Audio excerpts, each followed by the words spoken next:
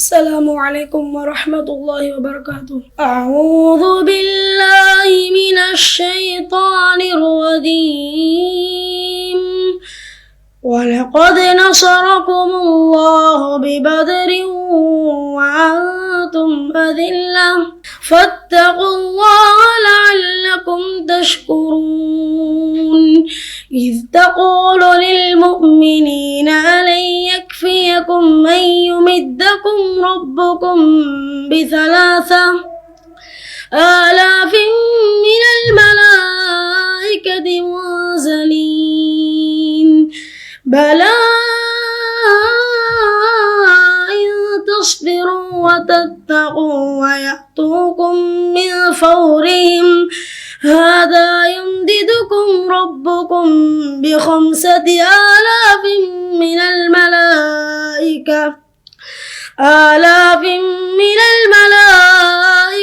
مسومين وما جعل الله لكم إلا بشرى لكم ولتطمئن قلوبكم به وما النصر إلا من عند الله العزيز الحكيم. அஸ்ஸலாமு அலைக்கும் வரஹ்மத்துல்லாஹி வபரகாத்துஹு. அன்பார்ந்த ஏக இறைவனின் அடியார்களே, நேற்றைய தினம் அல் குர்ஆன் வசனங்களான சூரத் ஆலி இம்ரான் என்ற 3வது அத்தியாயத்தின் 123 125 வரை உள்ள வசனங்களின் விளக்கங்களை நாம் அறிந்து வந்தோம். அதன் தொடர்ச்சியாக இன்றைய தினம் பத்ரு போரில் அல்லாஹுடைய தூதர் நபிகள் நாயகம் ஸல்லல்லாஹு அலைஹி வஸல்லம் அவர்கள் அதை எதிர்கொள்வதற்கு முன்பாக என்ன செய்தார்கள், எப்படி அதை எதிர்கொண்டார்கள், அதிலிருந்து நாம் பெறக்கூடிய படிப்பினைகள் என்ன, மன உறுதியோடு எப்படியெல்லாம் அவர்கள் அந்த பத்ரு போரை சஹாபாக்கள் எதிர்கொண்டார்கள், அல்லாஹுடைய தூதர் எப்படி அறிவுபூர்வமாக நன்மை எதிர்பார்த்து சிறந்த முறையில் நிதானத்தோடு அதை கையாண்டார்கள், உறுதுணையோடு ஒத்துழைப்பை எப்படி சஹாபாக்கள் கொடுத்தார்கள், இதுக்கெல்லாம் அல்லாஹுடைய உதவி எப்படி முன்னறிவிப்பாக அவர்களுடைய மனதை திடப்படுத்தும் விதத்தில், தைரியம் கொடுக்கும் விதத்தில் எப்படி அமைந்தது என்ற விஷயங்களை நாம் அந்த நேற்றைய தினம் அறிந்து கொண்டோம். அதன் தொடர்ச்சியாக அல்லாஹ்வுடைய தூதர் நபிகள் நாயகம் ஸல்லல்லாஹு அலைஹி வஸல்லம் அவர்கள் இந்த போர்க்களத்திற்கு செல்வதற்கு முன்பாக எத்தனை பேர் இருந்தார்கள் என்பதை அவர்கள் 1000 பேர் என்ற ஒரு முடிவு தெரிந்தும் நபி அவர்களும் சஹாபாக்களும் மிக உறுதியோடு அந்த போர்க்களத்திற்கு செல்ல வேண்டும் என்று அவர்கள் மனதிடமாக எதிர்கொண்டார்கள். அப்படி எதிர்கொண்ட நேரத்தில் நபிகள் நாயகம் ஸல்லல்லாஹு அலைஹி வஸல்லம் அவர்கள் எவ்வளவுதான் அல்லாஹ் முன்னறிவிப்பு செய்திருந்தாலும், அல்லாஹ்வின் உதவி கிடைக்கும் என்று வாக்குறுதி அளிக்கப்பட்டாலும் அல்லாஹ்விடம் பிரார்த்தனை செய்வதை அவர்கள் கைவிட்டு விடவில்லை. எந்த முஸ்லிமுக்கும் ஒரு காரியம், எதிர்பார்க்கக்கூடிய விஷயம், அவர்கள் ஆபத்தாக கருதக்கூடிய ஒரு காரியம் நடப்பதற்கு முன்பாக அல்லாஹ்விடம் உருக்கமாக பிரார்த்தனை செய்ய வேண்டும். அல்லாஹ் எப்படியாவது இந்த காரியத்தை நமக்கு எளிதாக்க வேண்டும், சீராக சிறப்பாக இதை நடத்தி முடிக்க இறைவன் உதவி செய்ய வேண்டும் என்று நம்ம பிரார்த்தனை செய்ய வேண்டும். அந்த அடிப்படையில் அல்லாஹுடைய தூதர் பத்ரு போருக்கு முதல் நாள் என்ன செய்தார்கள் என்ற ஹதீஸ்களில் பதிவு செய்யப்படுகிறது. ஃபஸ்தக்பல நபியுல்லாஹி ஸல்லல்லாஹு அலைஹி வஸல்லம் அல் கிப்லா, அல்லாஹுடைய தூதர் நபிகள் நாயகம் ஸல்லல்லாஹு அலைஹி வஸல்லம் அவர்கள் கிப்லாவை முன்னோக்குகிறார்கள். சும்ம மத்த எதை, தன்னுடைய 2 கைகளையும் உயர்த்தி ஃபஜஅல யஹ்திஃபு பி ரப்பிஹி, தன்னுடைய இறைவனிடத்தில் உருக்கமாக சப்தமிட்டு பிரார்த்திக்கிறார்கள். அல்லாஹும்ம, இறைவா, அன்ஜிஸ்லி மா வஅத்தனி, நீ எனக்கு கொடுத்த வாக்குறுதியை எனக்கு நீ நிறைவேற்றிவிடு. அல்லாஹும்ம ஆத்தி மா வஅத்தனி, இறைவா, எனக்கு நீ கொடுத்த வாக்குறுதியை எனக்கு கொடுத்து விடு. வெற்றி கிடைக்கும் என்று வாக்குறுதி கொடுத்தாய், அதை நிறைவேற்றிவிடு. எப்படியாவது இஸ்லாமிய படைக்கு மிக பெரும் ஒரு சிறந்த வெற்றியை தருவதாக நீ சொன்னதை அப்படியே கொடுத்து விடு. அல்லாஹும்ம இன் துஹ்லிக ஹாதிஹில் இஸாபத மின் அஹ்லில் இஸ்லாம், இஸ்லாத்தை சேர்ந்த இந்த படை தோற்கடிக்கப்பட்டு விட்டால் லம் துஅபது ஃபில் அர்த், இந்த பூமியில் உன்னை வணங்குவதற்கு யாரும் இருக்க மாட்டார்கள் என்று சொல்லி அல்லாஹ்விடம் மிக உருக்கமாக அவர்களுடைய கையை உயர்த்தி பிரார்த்தித்து கொண்டே இருக்கிறாங்க. எந்த அளவுக்கு அவங்க உருக்கமாக ஃபமஸால யஹ்தீஃபு பி ரப்பிஹி மாத்தன் யதைஹி முஸ்தகிபில் கிப்லத்தி, கிப்லாவை முன்னோக்கி கையை உயர்த்தி கொண்டு அவர்கள் சப்தமிட்டு அவர்கள் அந்த பிரார்த்தனை கேட்பதன் மூலமாக ஹத்தா சகத்த ரிதாஉஹு அன் மன்கிபை, அவர்களுடைய இரு தோல் புஜங்களிலும் இருந்த அவர்களுடைய மேலாடை அவர்களிடமிருந்து விழுந்து விடுகிறது. அந்த அளவுக்கு உருக்கமாக கையை உயர்த்தி நன்கு உயர்த்தி அல்லாஹ்விடம் தன்னுடைய கோரிக்கையை வைக்கிறான். ஏன்னா எப்படியான சூழல் என்பதை நாம் அறிந்து வைத்திருக்கிறோம். எப்படிப்பட்ட ஒரு போர்க்களத்தை 1000 பேர் கொண்ட எதிரி படையை 319 பேர் எதிர்கொள்ள போகிறார்கள். அப்படி இருக்கும்போது அல்லாஹ்விடம் பிரார்த்தனை செய்வது எவ்வளவு கவனமாக இருந்தார்கள்.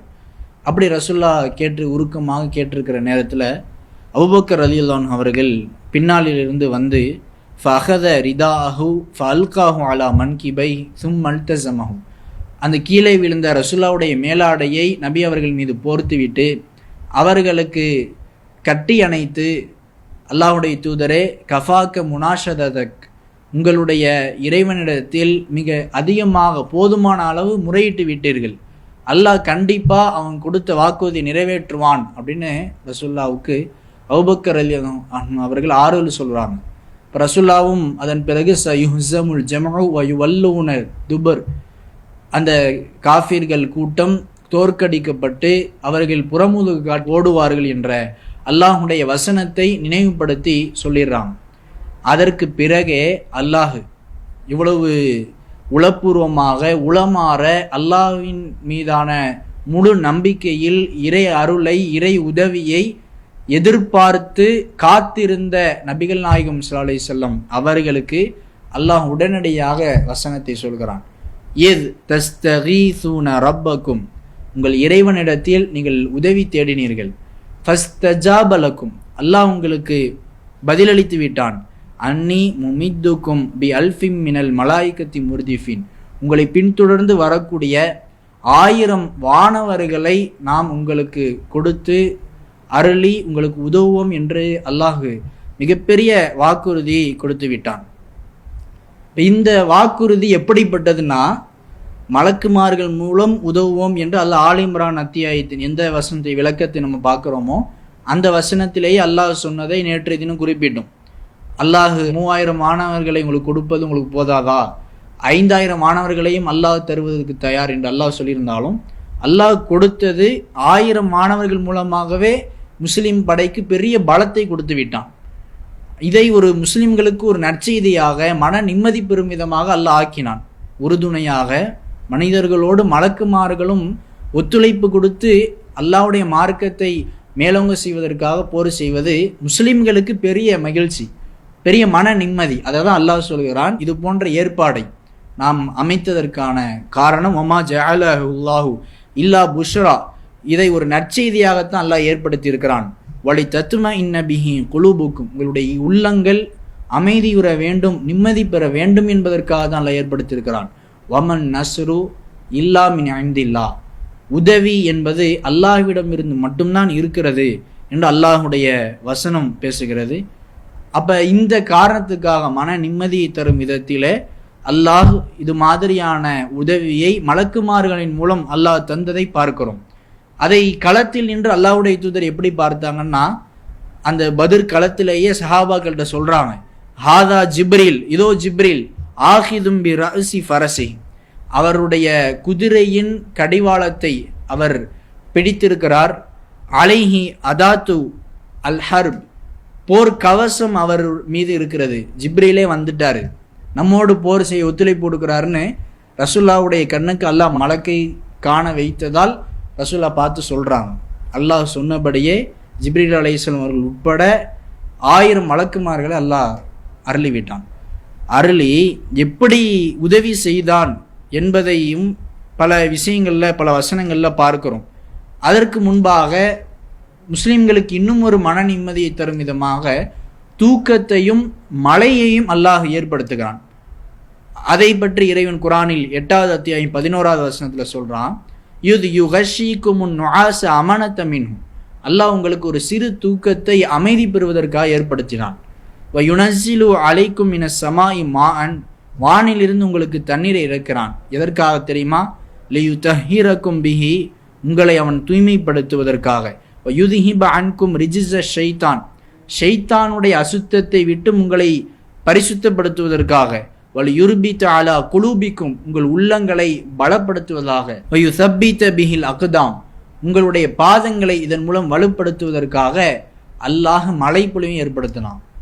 உங்களுடைய உள்ளத்துல கோழைத்தனம் என்ற ஒரு விஷயமோ, ஷைத்தான் ஏற்படுத்தக்கூடிய விஷயங்கள், அந்த ஷைத்தானுடைய அசுத்தங்களை நீக்கி தூய்மைப்படுத்தி அல்லாஹ் உங்களுடைய உள்ளங்களை பலப்படுத்தி உங்கள் பாதங்களையும் உறுதிப்படுத்தினான். இதுக்கெல்லாம் அல்லாஹ் செய்த ஏற்பாடு ஒரு மன நிம்மதி, ஒரு ரிலாக்ஸ், சிறிய தூக்கம் அந்த நேரத்தில் அவர்களுக்கு ஏற்பட்டது. மழை பொழிவும் ஏற்பட்டு அவர்களுடைய சிந்தனை தெளிவானது. அவர்களுடைய சிந்தனை தெளிவாகி நிதானத்தோடு சீராக அவர்கள் போரிட்டார்கள். இதை இறைவன் ஏற்படுத்திட்டு, சிறு தூக்கத்தை முஸ்லிம்களுக்கு ஏற்படுத்திட்டு 1000 மலக்குமார்கள் ஜிப்ரீல் அலைஹிஸ்ஸலாம் அவங்கெல்லாம் உதவிக்கு அல்லாஹ் இறக்குனானே, அந்த மலக்குமார்கள்ட்ட அல்லாஹ் கட்டளையிடுறான். யூஹி ரப்புக இலல் மலாயிகா, மலக்குமார்களுக்கு உன்னுடைய இறைவன் அறிவித்தான், அன்னி மஅக்கும், நான் உங்களோட இருக்கிறேன். ஃபஸப்பித்துல்லதீன ஆமனு, இறை நம்பிக்கை கொண்டவர்களை நீங்கள் உறுதிப்படுத்துங்கள். சவுல்கி ஃபி குலூபில்லதீன கஃபரு ருஅப், இறை மறுப்பாளர்களுடைய உள்ளங்களில் நாம் பயத்தை போட்டு விடுவோம். அவன் பயந்து இருப்பான், அவன் நடுநடுங்கி இருப்பான், பதறி போயிருப்பான். அப்படி பயத்தை நான் போட்டுருவேன். நீங்கள் முஃமின்களை உறுதிப்படுத்தி போரிடுங்க அப்படின்னு மலக்குமார்களுக்கு அல்லாஹ் கட்டளையிடுறான். அவங்களுக்கு வழிகாட்டுறான். ஃபல்ரிபு ஃபௌகல் அஅனாக், அந்த போர்க்களத்தில் அவர்களுடைய கழுத்துகளின் மேல்புறத்தில் நீங்கள் வெட்டுங்கள். வல்ரிபு மின்ஹும் குல்ல பனான், ஒவ்வொரு மூட்டுகளிலும் நீங்கள் வெட்டுங்கள் அப்படின்னு அல்லாஹ் மலக்குமார்களை இறக்குனதோடு மட்டுமல்லாம அவர்கள் செய்ய வேண்டிய வேலை என்ன, அவர்கள் போரிட வேண்டிய முறை என்ன என்று எல்லாத்தையும் சொல்லிக் கொடுக்குறான். எவ்வளவு பெரிய உதவி என்று பாருங்கள் முஸ்லிம்களுக்கு. லகத் நஸரக்குமுல்லாஹு பி பத்ரின் வசனத்துல சொல்றானே, பத்ர்ல அல்லாஹ் உங்களுக்கு உதவி செய்தான். அன்தும் அதில்லா, நீங்கள் பலவீனமாக இருந்த நிலையில அல்லாஹ் உங்களுக்கு உதவி செய்தான்னு சொல்றான். இப்படிப்பட்ட உதவி மலக்குமார்களை கொடுத்து அவர்களுக்கு இப்படியான வழிகாட்டுதலை அல்லாஹ் வழங்குகிறான். இந்த வழிகாட்டுதல் எப்படிப்பட்ட ஒரு ஆச்சரியத்தை முஸ்லிம்களுக்கு ஏற்படுத்தியது அப்படின்னா, ஒரு இஸ்லாமியர் காஃபிரை தாக்குவதற்கு இந்த போர்க்களத்தில் தாக்குறதுக்கு போறாரு, துரத்துகிறார். துரத்தும் போது அவரும் ஓடுறாரு. ஓடுற நேரத்தில் சவுத்தல் ஃபாரிஸ் மொழியை சேர்ந்த ஒரு சவுண்டு கேட்குது. அகதீம் ஹைசும் அப்படிங்கிற ஒரு சவுண்டு கேட்குது. திடீர்னு பார்த்தா அந்த நல்லற இலல் முஷ்ரிகி அமாமஹு ஃபஹர்ர முஸ்தல்கியா, அந்த இணை வைப்பாளரை முஸ்லிம் பார்க்கிறார். அவர் மல்லாக்கப்படுத்திருக்கிறார், மல்லாக்க மயங்கி கிடக்கிறார். அது மட்டும் இல்லை, நல்லற இலைஹி ஃபைதாஹு கது ஹுத்திம அன்ஃபு, அவருடைய மூக்கு காயம் ஏற்பட்டிருக்கிறது. வஷுக்க வஜுஹு கலர்பத்தி சவுத், சாட்டையால் அடித்ததை போன்று அவருடைய முகத்தில் காயம் ஏற்பட்டிருக்கிறது. ஃபஹ்லர்ர தாலிக், அது அப்படியே பச்சை கண்டி சிவந்து போயிருக்கிறது. இந்த காயம் எப்படி வந்துச்சு? இவர் துரத்திட்டு போனாரு, திடீர்னு ஒரு சவுண்டு வந்துச்சு. அதுக்கு பிறகு அவர் வீழ்ந்து கிடக்கிறார். மூக்குல காயம், மூஞ்சில காயம், சாட்டையால் அடித்த விதத்தில் காயம். என்னடா ஆச்சரியமா இருக்குது அப்படின்னு அவர் பார்த்துட்டு ரசூல்லாட்ட வந்து இதை சொல்றாரு. சொன்ன உடனே அல்லாஹுடைய தூதர் சொல்றாங்க, சதக்த, ஆமா நீ சொன்னது உண்மைதான். லாலிக்க மீன் மததிஸ் சமாஇஸ் சாலிசா, இது இந்த உதவி 3வது வானத்திலிருந்து வந்த உதவி. அல்லாஹ் வானவர்களை இந்த 3வது வானத்திலிருந்து இறக்கினான்.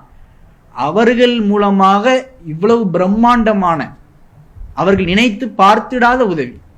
அல்லாஹ் உதவி செய்வான் என்று எதிர்பார்த்தார்கள், நம்பினார்கள். ஆனா இப்படியெல்லாம் உதவி செய்வான் என்று அவர்களுக்கு தெரியாது. நாம் அல்லாஹ்வை நம்பி நம்முடைய வாழ்க்கையிலும் சரி, மார்க்க பணிகளை செய்யும் போதும் சரி, மார்க்க விஷயங்கள் இன்ன பிற காரியங்களில் நம்முடைய வாழ்க்கையில் ஈடுபடும் போதும், நன்மையான விஷயங்களிலும் ஈடுபடும் போதும் சரி, நாம் அல்லாஹ்வை நம்பி தவக்குல் வைக்கணும். அல்லாஹ் நமக்கு உதவுவான் என்று உறுதியா நம்பணும்.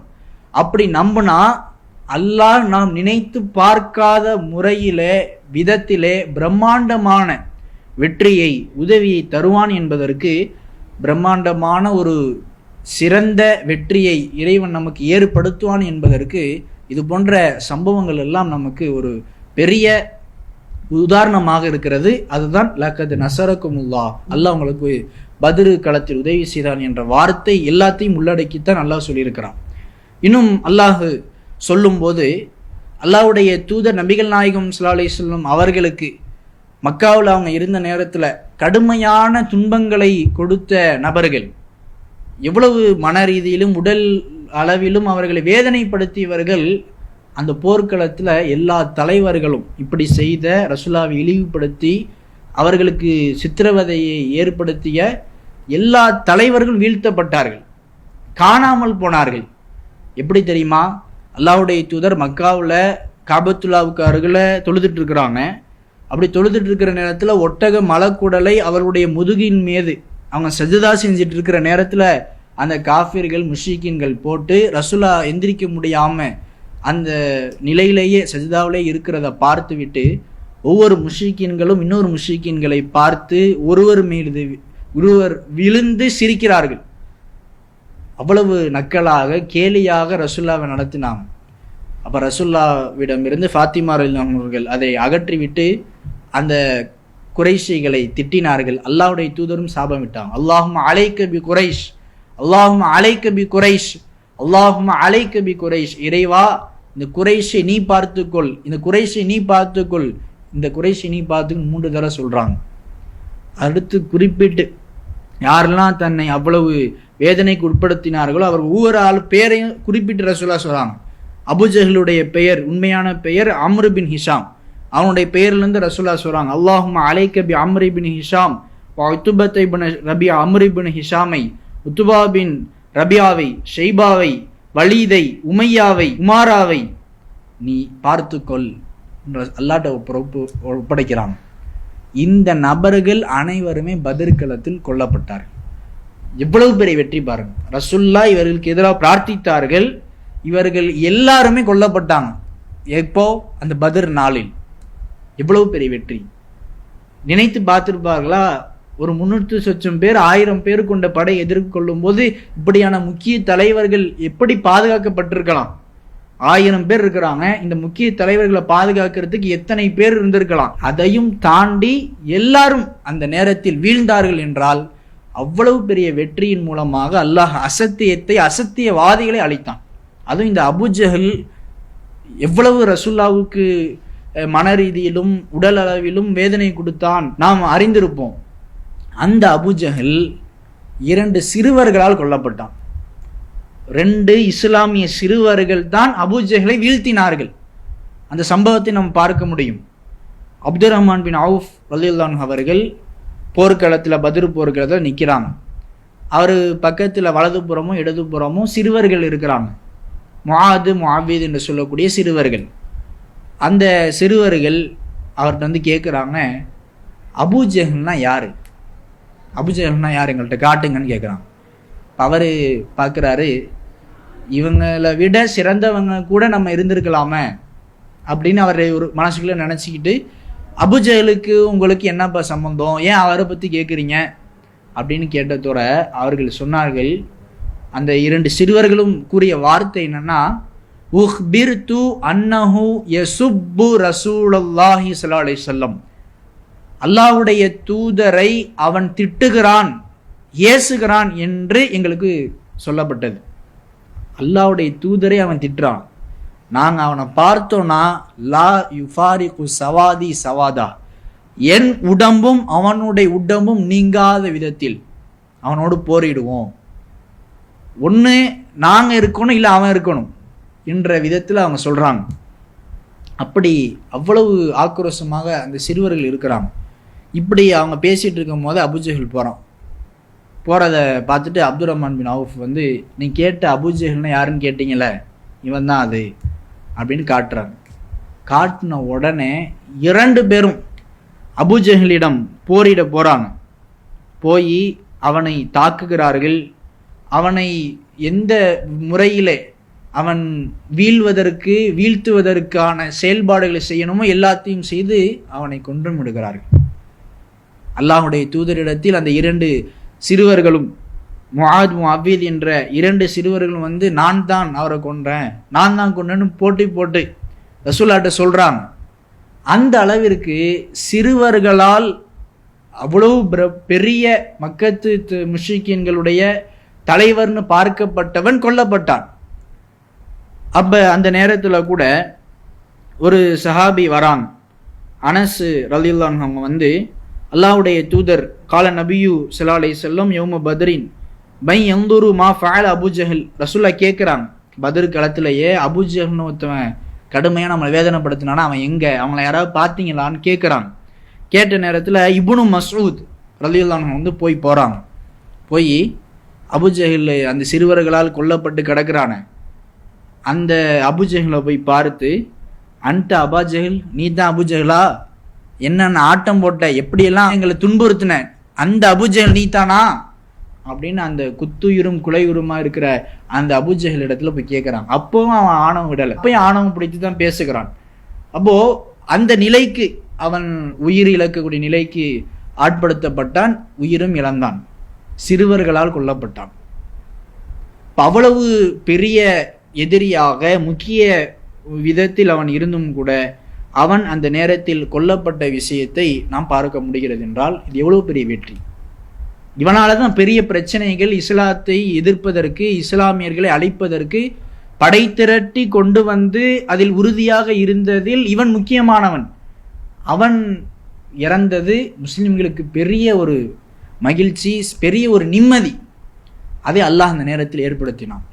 அதே போல உமையா பின் ஹலஃப் என்ற ஒரு எதிரி முஷ்ரிக்கின், அந்த உமையா பின் ஹலஃப் என்பவன் என்ன செய்கிறான் அப்படின்னா, பல விதங்களை ரசூலுல்லாஹ்க்கு துன்புறுத்தலை தந்தவன்.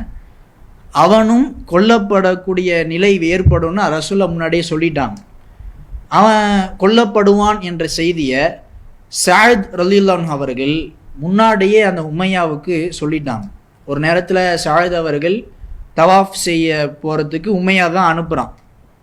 அவங்களும் தவாஃப் செய்கிறாங்க. தவாஃப் செஞ்சுட்டு இருக்கும்போது அபூ ஜஹல் வந்து தனியாக இவர் மட்டும் தவாஃப் செய்கிறதுக்கு, காபத்துல்லாவை வளர்கிறதுக்கு யார் அனுமதி கொடுத்தான்னு அந்த நேரத்தில் மக்காவில் இருக்கிற நேரத்தில் கேட்குறான், பத்ர் போர்லாம் நடக்கிறதுக்கு முன்னாடி. அப்போ அவர் சொல்கிறாரு, நான் ஏன் யார்கிட்ட கேட்கணும், என்னுடைய வழிபாட்டு உரிமைன்னு அவர் பதில் சொல்கிறார். அபூ ஜஹல் இடத்துல சஅத் ரலியல்லாஹு அன்ஹு அவர்கள் பதில் சொல்கிறாங்க. இப்போ உமையா, இவன் தான் உமையா தான் அனுப்புனது. அந்த உமையா சஅத் அவர்களை பார்த்து, அபூ ஜஹல்கிட்ட அவ்வளோ சத்தமெல்லாம் பேசாத அப்படிங்கிறாங்க. நீ அபூ ஜஹலுக்கு சப்போர்ட்டா, அபூ ஜஹலுக்கு ஆதரவாக நீ பேசாத, இந்த பத்ரு போரில் நீ கொல்லப்பட இருக்கிறாய் அப்படின்னு உமையாவிடத்தில் இவங்க சஅத் அவர்கள் சொல்கிறாங்க. ரசூலுல்லாஹ் இப்படி சொல்லியிருக்காங்க, பத்ரு போரில் நீ கொல்லப்பட இருக்கிறாய் அப்படின்னு சொன்ன உடனே முகமது சொன்னாரா? ஆமாம், முகமது ஸல்லல்லாஹு அலைஹி வஸல்லம் தான் சொன்னாங்க, நீ பத்ரு போரில் கொல்லப்படுவ. அவங்க சொன்னால் பொய்யா இருக்காத. எதிரியுடைய வாயிலேருந்து வரக்கூடிய வார்த்தை என்னன்னா, ரசூலுல்லாஹ் பொய் சொல்ல மாட்டாங்கங்கிறது அவன் வாயிலேருந்து வருது. அவ்வளவு ரசூலுல்லாஹ் பண்பாளராக இருந்திருக்கிறாங்க. அதை அவன் பதற்றத்தோட அந்த உமையா தன் மனைவி இடத்துல வந்து சொல்கிறான், இந்த மாதிரி முகமது சொன்னாராம், பத்ர் போரில் நான் கொல்லப்படுவேனா.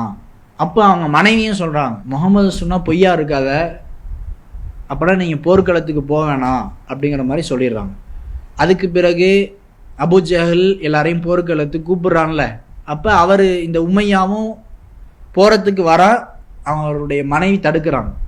என்ன, முகமது சொன்ன ஞாபகம் இருக்குல்ல, போனால் உன்னுடைய உயிர் திரும்ப வருமா அப்படின்னு எச்சரிக்கிறாங்க.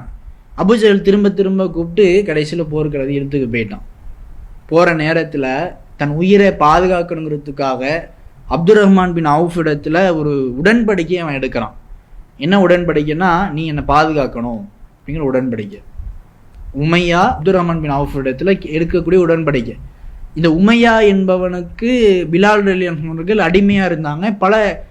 பலவிதமான வேதனையை பிலால் அவர்களுக்கு கொடுத்த பெரிய அயோக்கியம் தான் இந்த உமையா என்பவன். அவன் கொல்லப்படுவான்னு தெரிஞ்சு தான் போர்க்களத்துக்கு வரான். இருந்தாலும் என்னை நீ பாதுகாத்துருன்னு ஒரு ஆளை செக்யூரிட்டிக்கும் வச்சுக்கிறான். அப்படி இருக்கும்போது எல்லாரும் தூங்குகிற நேரத்தில், முஸ்லீம்கள்லாம் தூங்கிட்டு இருக்கிறாங்க.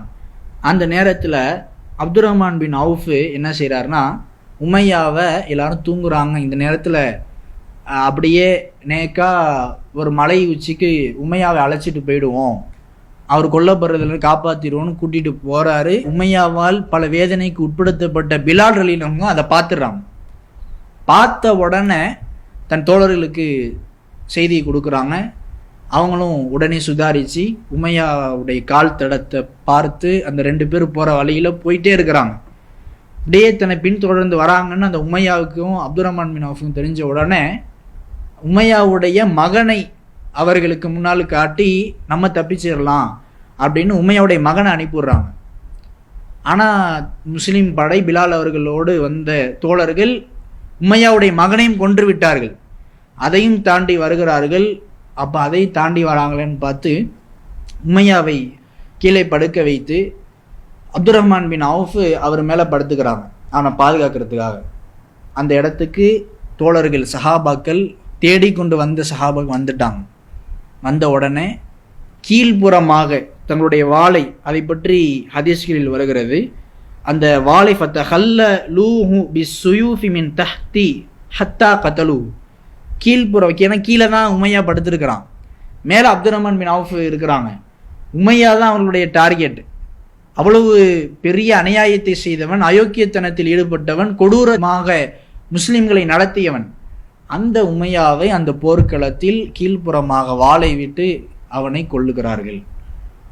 அப்போ அவன் எவ்வளவு முயற்சி செஞ்சான். அவனுக்கு தெரிஞ்சு நம்ம கொல்லப்பட போறோம்னு தெரிஞ்சு எப்படியெல்லாம் பதுங்கினான், எப்படியெல்லாம் ஒளிந்தான், எப்படியெல்லாம் ஒளிவு மறைவாக அவனுடைய நிலை சென்றது. அப்படி இருந்தும் அல்லாஹ் அவனுக்கு பெரிய தோல்வியை கொடுத்தான், அவனை தோற்கடித்தான், அல்லாஹ் அவனை வீழ்த்தினான். இப்படிப்பட்ட உதவி, முக்கியமான எதிரிகள் காணாமல் போன நிலைதான் அந்த போர்க்களத்தில் ஏற்பட்டது. இந்த போர்க்களத்துடைய வெற்றி எந்த அளவுக்கு இருந்திருக்குதுன்னா, பொதுவாக ரசூல்லா ஒரு போரில் வெற்றி பெற்று விட்டால் அந்த இடத்திலேயே 3 நாள் இருந்துட்டு தான் வருவாங்க. அதனால் 3 நாட்கள் அங்கே இருந்து விட்டு திரும்ப ஊருக்கு செல்லக்கூடிய நேரத்தில் இந்த மக்கத்து முஷ்ரிக்கீன்கள்லாம் கொல்லப்பட்டு அவர்களுடைய ஜனாசா, அவருடைய சடலங்கள் கலீப் என்ற கிணற்றுக்குள்ளே போடப்பட்டது. அப்படி கிணற்றுக்குள்ளே போடப்பட்டு தான் அவர்களுடைய ஜனாசாக்கள் இருக்கிறது. ரசூலுல்லா ஊருக்கு திரும்பின நேரத்தில் அந்த கிணற்றுக்கு அருகில் நின்று அந்த நேரத்தில் அல்லாஹுடைய தூதர் பேசுகிறார்கள். யா ஃபுலான் இப்னு ஃபுலான், யா ஃபுலான் இப்னு ஃபுலான், இன்னாரின் மகன் இன்னாரே, இன்னாரின் மகன் இன்னாரே அப்படின்னு அந்த கொல்லப்பட்டு அந்த கலீப் என்ற கிணற்றில் சடலமாக போடப்பட்ட அந்த முஷ்ரிக்கீன்களிடத்துல ரசூலா பேசும் துணையில் சொல்கிறாங்க, அயசுருக்கும் அன்னக்கும் அத்தஅத்துமுல்லாஹ வ ரசூலஹ், நீங்கள் உலகத்தில் வாழும்போது அல்லாஹ்வுக்கும் அவன் தூதருக்கும் கட்டுப்பட்டிருந்தா நீங்கள் மகிழ்ச்சியாக இருந்திருக்கலாமே, அது உங்களுக்கு மகிழ்ச்சியை தந்திருக்குமே. ஃபைன்னா கது வஜத்னா மா வஅதனா ரப்புனா ஹக்கா, எங்கள் இறைவன் எங்களுக்கு வாக்குறுதி அளித்ததை நாங்கள் உண்மையாகவே அடைந்து கொண்டோம். எங்கள் இறைவன் நீங்கள்லாம் சாவீர்கள், இங்கெங்கு செத்து மடிந்து கிடப்பீர்கள்னு எங்களுக்கு வாக்குறுதி கொடுத்தான், எங்களுக்கு வெற்றி கிடைக்கும் நான் இறைவன் சொன்னான், அதை நாங்கள் உண்மையாகவே பெற்றுவிட்டோம். ஃபஹல் வஜத்தும் மா வஅத ரப்புக்கும் ஹக்கா, உங்களுடைய இறைவன் உங்களுக்கு உண்மையாகவே வாக்குறுதி அளித்த அந்த தண்டனையை நீங்கள் பெற்றுவிட்டீர்களா அப்படின்னு அந்த சடலங்கள் போடப்பட்ட கிணற்றுக்கு அருகில் இருந்து ரசூலுல்லா சூளுரை, வெற்றி எழுச்சி உரை, வீரமிகு உரை நிகழ்த்துறாங்க. இப்போ அபூபக்கர் கூட கேட்குறாங்க, இறந்து போன சடலத்திட்டையா பேசிட்டு இருக்கீங்க அப்படின்னு கேட்குறாங்க. அப்போ அல்லாஹ்வுடைய தூதர் சொன்னாங்க, இல்லை, இப்போ நீங்களாம் கேட்குறதை விட நீங்களாம் அந்த தண்டனை, இறந்த பிறகு உள்ள தண்டனையை நீங்களாம் அறிவதை விட யஅலமூனல் ஆன், அவர்கள் இப்போது நன்கு அறிகிறார்கள். ரசூலுல்லா பேசுகிறாங்கன்னா அவங்களுக்கெல்லாம் கேட்குன்னு பேசலை, அவங்களுக்கு கேட்காது தான். ஏன் பேசுனாங்கன்னா அவர்கள் செய்தது எவ்வளவு பெரிய பாவம், எவ்வளவு பெரிய அநியாயம் என்பதை இப்போது அவர்கள் உணர்ந்து கொண்டார்கள். இப்போது அதற்கான தண்டனை அனுபவிக்கிறார்கள். அல்லாஹ்வுக்கும் அவன் தூதருக்கும் அவங்க கட்டுப்பட்டிருந்தா இந்த நிலை இல்லாமல் நல்ல மகிழ்ச்சியான நிலை அடைந்திருக்கலாம். இதை அப்போதான் அவங்க உணர்றாங்கன்னு சொல்லி அந்த சடலங்கள் இருக்கக்கூடிய இடத்துல ரசூலுல்லா பேசுகிறாங்கன்னா அந்த வெற்றியின் ஒரு நிலையாக, வெற்றியின் ஒரு மிகப்பெரிய ஒரு அடையாளமாக இது அமைந்திருக்கிறது, வெற்றிக்கான அடையாளம். இப்போ இதில் நாம் புரிய வேண்டியது, நாம் நம்முடைய வாழ்க்கையில் எந்த நிலையிலையும் அல்லாஹ் நம்மை கைவிட மாட்டான். எவ்வளவு பலவீனமான நிலை நமக்கு ஏற்பட்டாலும் மார்க்க விஷயத்திற்காக, அல்லாஹ்வுடைய மார்க்கத்தை மேலோங்க செய்வதற்காக நாம் பாடும்போதும் சரி, நம்முடைய வாழ்வின் ஒவ்வொரு கட்டத்திலும் சரி, அல்லாஹ்வை நம்பி இறைவனை உருக்கமாக உளமாற பிரார்த்திக்கக்கூடியவர்களாக இருந்தால் அல்லாஹுவின் உதவி நாம் எண்ணி பார்த்திடாத வகையில், நாம் நினைத்து கூட பார்க்காத முறையில் நம்மை வந்து சேரும், வந்து அடையும் என்பதை உண்மையாக உணர்ந்தவர்களாக நம்முடைய வாழ்நாளில் இது போன்ற சம்பவங்கள் வசனங்களின் மூலமாக நாம் பெற வேண்டிய படிப்பினைகளை முழுமையாக பெற வேண்டும்.